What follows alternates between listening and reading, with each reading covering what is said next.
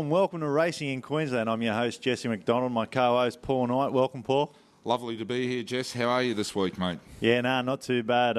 Bit short after last week's selections. Oh, well, these things happen, but it was a great day of racing. Absolutely great. And we've got highlights coming up in the show of the Magic Millions launch, and I'll have highlights coming up of the day. But more importantly, the Magic Millions sales took place last week, and tell us a bit about the results. Yeah, Jess, it was interesting. I mean, it was quite surreal being down here selling from Wednesday to Sunday. Within an hour radius around you of the flood and destruction that had gone on, but it was unbelievable. It's like we're in another world down here, and the sale went on really successfully. It was quite encouraging to see. I mean, I thought beforehand the economy, the Australian dollar, and things like that would slow us down a bit, which they did to a certain degree, and then to cop what we did beforehand before the sale actually started. I thought that would actually add another layer on, but no, the sale went off really well, and it was great to see. It was credit to the vendors. They presented their horses beautifully, and the buyers were here, so everything went off without a hitch. Fantastic, and we caught up with Stephen Silk, and he'll be the interview we did with him will be on the show later on. As well on the show, we've got as I mentioned, highlights of the launch, and more importantly, let's get into it and have a look at race 2, the Lyndhurst Stud 2-year-old race. Yeah, for the Colts and Geldings over the 1,000 metres at Eagle Farm on Saturday. Want to be picking some wet ones. It's raining outside again here, Jess, on Thursday night. But anyhow, I've picked number 3, a Jetspur colt from the Noel Doyle stables called Biggles. This is his first run, and I think he'll be putting in a big performance for Noel. For second, I've thrown in Noisy Ocean from the Brian Guy stable. Ran second at Doomben last start and fourth at Eagle Farm at its first start. And for third, I've thrown in Spinhro, Lonhro colt number 8 from the Norm Whopper Stevens stables. Norm has his horses prime cherry fit first up, so I think he'll be putting in a big effort first up. Jess, what have you gone for, champ? Well, I like Noisy Ocean. I think he's the horse to beat. He's the horse with the form around him, second to 5 o'clock. Exposed form. He does, and I think that's the horse to follow. I'm going on exposed form. I like him on top. I'm putting in the other Brian Guy trained, the other one, Red Royal, for second. Again, by Red Dazzler, out of a Star Watch mare, who was one of my favourite 2-year-olds and a great broodmare sire. And I'm putting in number 4, Denwood, for third. So I'm going 1, 7 and 4. Now, as we mentioned earlier on in the show, we got highlights of the launch of the Magic Millions, and here were the faces of who was at the launch.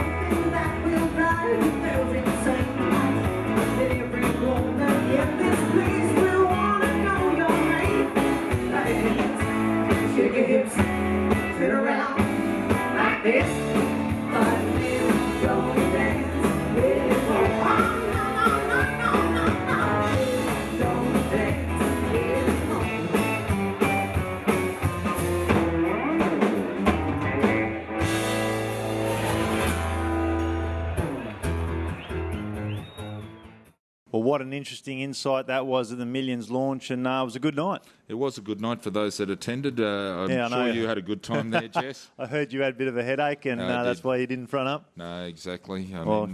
We had a busy week after that, being up there selling. So you're here on the show. Yeah, exactly. That's more importantly.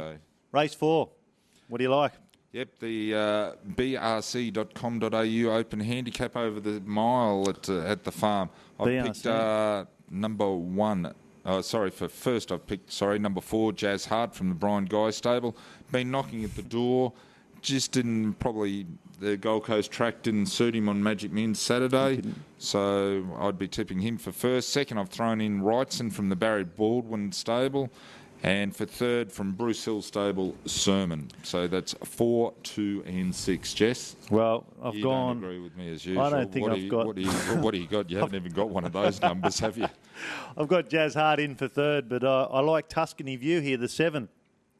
5-year-old gelding. I've got it on top. I've put in Shooting Scene for second, number 8, and I'm putting in Jazz Hart for third. So I'm selecting 7, 8 and 4. Now, where are we off to, Jess? We're off to our interview with Stephen Silk. Dr. Stephen Silk. Dr. Stephen Silk, the newly appointed CEO of the Magic Millions. And here's Stephen. I'm with the newly appointed CEO of the Magic Millions, Stephen Silk. Stephen, how have you found the settling in period? Well, the settling in period in any new job is obviously very challenging, given that we were 3 months out from the sale and obviously Magic Millions, BMW Magic Millions race day, and we had a new agreement with Queensland Events to deliver an improved race day and also sale. And with the advent of the high Australian dollar and also the challenge of the Queensland floods, it was a very challenging period in which to come into the first sale. But on the other side of it now, I think all in all it's turned out as expected in terms of sales results, and I hope that we've delivered for Queensland, for the Gold Coast, an uplifted Magic Millions, BMW Magic Millions Carnival. You mentioned that, like any new job, that it was quite challenging. What's the most challenging thing about the job that you've found? Well, I think just coming into an area of the thoroughbred industry that I'd not been involved in, which was the sales side. Obviously, you've got to pick up the nuances of the actual business. But I'm fortunate we've got some very good people here at Magic Millions that are very experienced, and obviously their experience and knowledge got through the operational side. What I had to do was just make sure that we worked with the team and led that team into the sales and race day to achieve what we needed to achieve. Talking about the sale, has the sale met the expectations of what you were expecting? Excuse me. I think coming into the sale, we were cautiously optimistic that given the economic circumstances, particularly of the high Australian dollar, that we were going to see fewer international buyers. Working with our partner in Ozhorse, we worked as diligently as we could to attract those international buyers.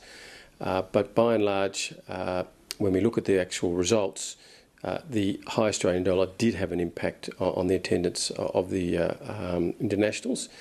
But as I said, we were cautiously optimistic that we would land up with a result similar to last year, and that's what we've actually achieved, and that's been due to the underpinning of the sale by the growth in attendance and buying by the local domestic market. So this sale has been very much underpinned by the strength of the Australian domestic market. What has been impacted on the sale? Well, when we look at the actual figures, last year about 25% of the horses sold were sold to international markets. This year it was 15%. So quite a significant drop, and that is largely due to the Australian dollar. That means that the domestic side has gone up obviously from 75% to 85% of horses sold, again underpinning or underscoring the importance of the domestic market in achieving the results. When we look at the growth side of things, the sale was down overall on the 4 key days by about 6%. On the 5th day, we actually had a growth of about 10%.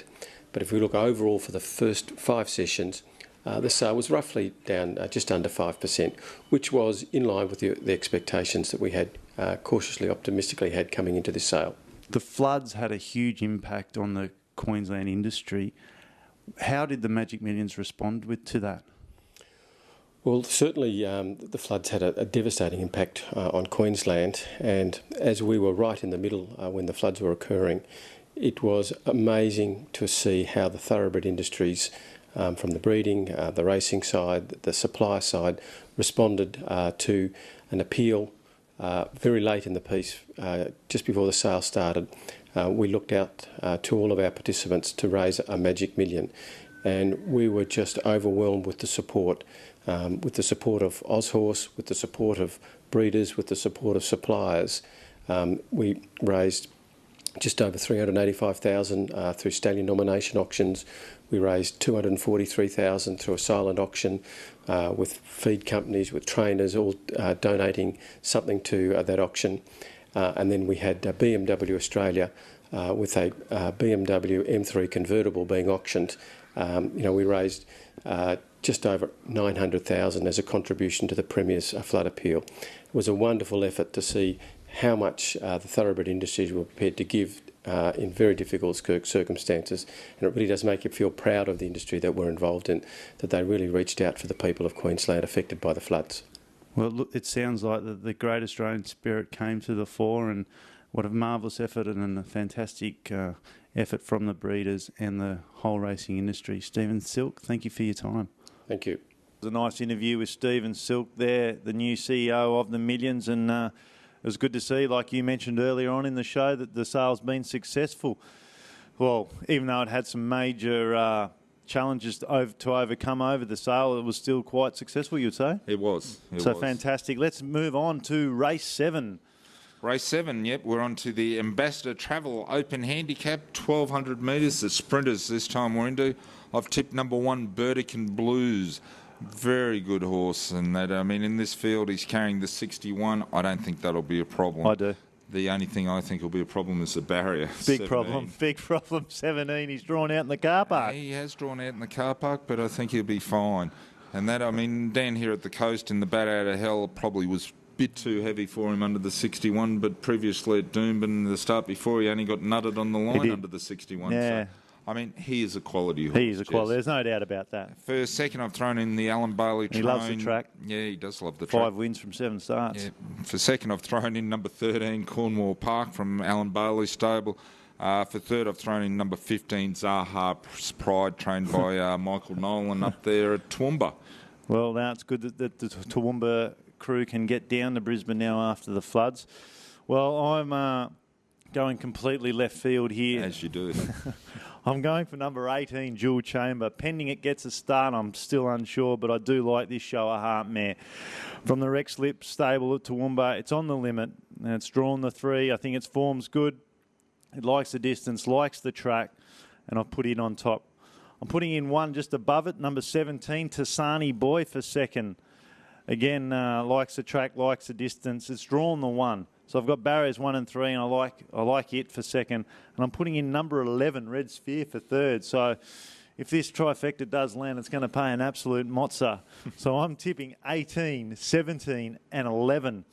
Now, that's a wrap for the last 4 races for what we're doing over the Brisbane Eagle Farm Carnival. Yeah, races. It's not the carnival, it's just the races at Eagle Farm on Saturday, the 22nd of January. Now, next 2011, Jess. Now, next week, what are you bringing for us, Jess? What's coming to the table? Who have you got lined up? Hopefully, we've got a world champion Ironman guest on the show. So, what's he got to do with horses? Well, I think apparently he wants to be a horse trainer.